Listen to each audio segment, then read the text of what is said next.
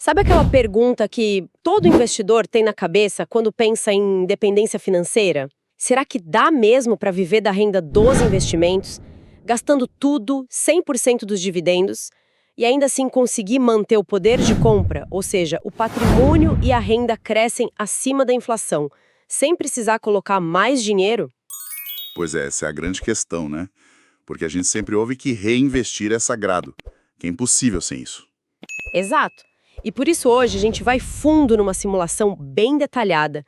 O estudo começa em abril de 2013, que já foi um período bem desafiador, e acompanha 5 empresas bem conhecidas: BB Seguridade, Banco do Brasil, Petrobras, Ferbasa e Comgás. E este ponto de partida, abril de 2013, é o que torna tudo um verdadeiro teste de fogo. Não foi um período fácil, pelo contrário. Já começou na dificuldade. Totalmente. Muitas ações estavam caras com múltiplos esticados e o que veio depois? Bolsa de lado, recessão, juros altos, foi tipo um teste de estresse na vida real para essa estratégia. Ok. Um cenário de guerra, então. Perfeito. Vamos começar caso a caso. O primeiro é o da BB Seguridade, a BBSE3. A simulação foi um aporte único. R$ 100 mil em abril de 2013, direto no IPO da empresa. Aham, a ação saiu por volta de 6,60, né? Isso. E os resultados, olha, são de arregalar os olhos. Aqueles R$ 100 mil se transformaram em um patrimônio de R$ 213 mil. Uma valorização de 113%. Exato. Mas o que me deixou mais chocada foi o seguinte: o total que a pessoa recebeu em dividendos foi de R$ 173 mil. Peraí, mais do que o investimento inicial? Muito mais. A pessoa dobrou o patrimônio e ainda recebeu em dinheiro vivo mais do que aportou. A conta parece boa demais. É um resultado espetacular. E o fascinante aqui é olhar a trajetória da renda, sabe? Ela não é uma linha reta, claro, mas a tendência é de subida. Em 2014, o primeiro ano cheio, a renda foi de R$ 7.190. Certo. Na projeção para 2025, essa renda anual pula para R$ 25.800. Nossa, é um crescimento de quanto no total? Um aumento de 258%. Isso contra uma inflação de mais ou menos 100% no período. Então, nesse caso, a resposta para nossa pergunta é um grande sim. Um sim maiúsculo. Gastando tudo, o patrimônio e a renda cresceram muito acima da inflação. A renda passiva cresceu, em média, uns 11% ao ano. Certo, esse foi o caso de sucesso. Mas vamos para um exemplo mais turbulento. Banco do Brasil, BBAS3. Aí a história é outra. Pois é, o mesmo aporte de R$ 100 mil, mas a ação estava cotada a R$ 25, era considerada cara na época. E teve um desdobramento no meio do caminho, né? O número de ações dobrou. Isso. Só que no fim, a valorização do patrimônio não foi grande coisa. Subiu 72%, ou seja, perdeu feio para a inflação de 100%. Exatamente. Se o investidor olhasse só o valor do patrimônio, a sensação seria de derrota. De ter perdido dinheiro em termos reais. Só que aí a gente olha para os dividendos. E apesar da valorização fraca, o total de proventos que pingou na conta foi de R$ 110 mil.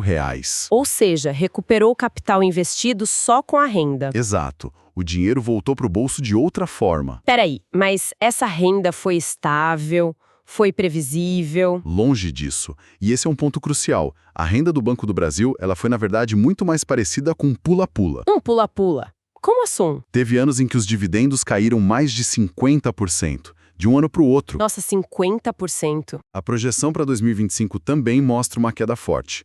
Para quem vive disso, é um baque gigantesco. Significa, na prática, cortar o padrão de vida pela metade. É brutal. E por que essa oscilação toda? Porque um banco como o BB é um reflexo da economia, né?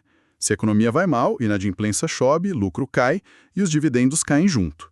A lição aqui é: a renda existe, mas ela é super instável. Exige um planejamento muito maior. Falando em instável e brutal, a gente precisa falar da Petrobras, a PET4. Ah, a montanha-russa em forma de ação. Totalmente. Porque o patrimônio subiu só 52%, também perdeu para a inflação. Mas os dividendos? Como é possível uma empresa pagar R$ 206 mil em proventos? É mais que o dobro do investimento inicial. É inacreditável, mas os números são esses. E aqui a gente vê o risco e a recompensa das commodities na sua forma mais pura. Se a renda do BB era um pula-pula, a da Petrobras foi um eletrocardiograma. Adorei a analogia. Teve 3 anos seguidos, de 2015 a 2017, em que a empresa pagou zero.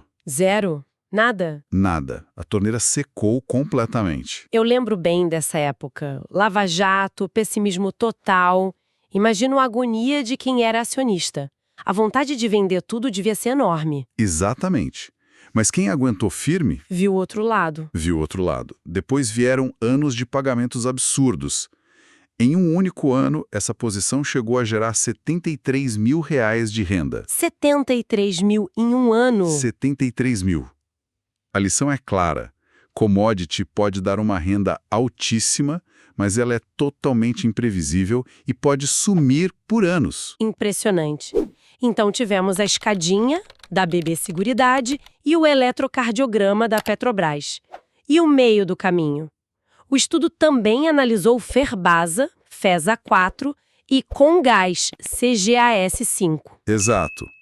E elas ensinam lições diferentes. A Ferbasa, por exemplo, também é cíclica, mas teve uma consistência maior. O patrimônio valorizou 128%, ganhou da inflação. E os dividendos foram fortes. R$151 mil. Já Comgás foi o que a gente pode chamar de reloginho, né? Patrimônio subiu 139% e os dividendos foram espetaculares, R$251 mil.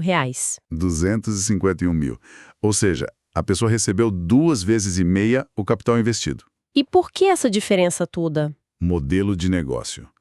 A Comgás é um ativo de infraestrutura com receita regulada. Ah, o que torna tudo mais previsível. Exatamente.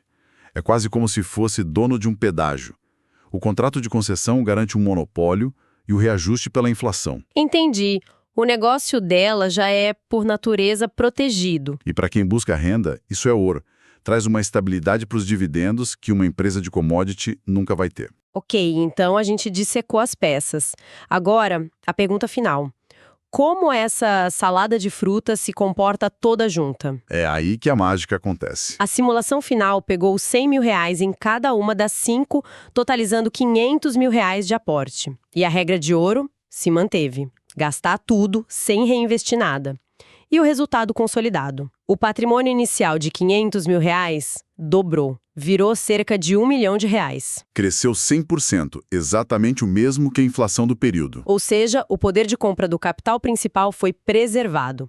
E os dividendos? O total que caiu na conta foi de R$892 mil. Quase 180% do valor investido.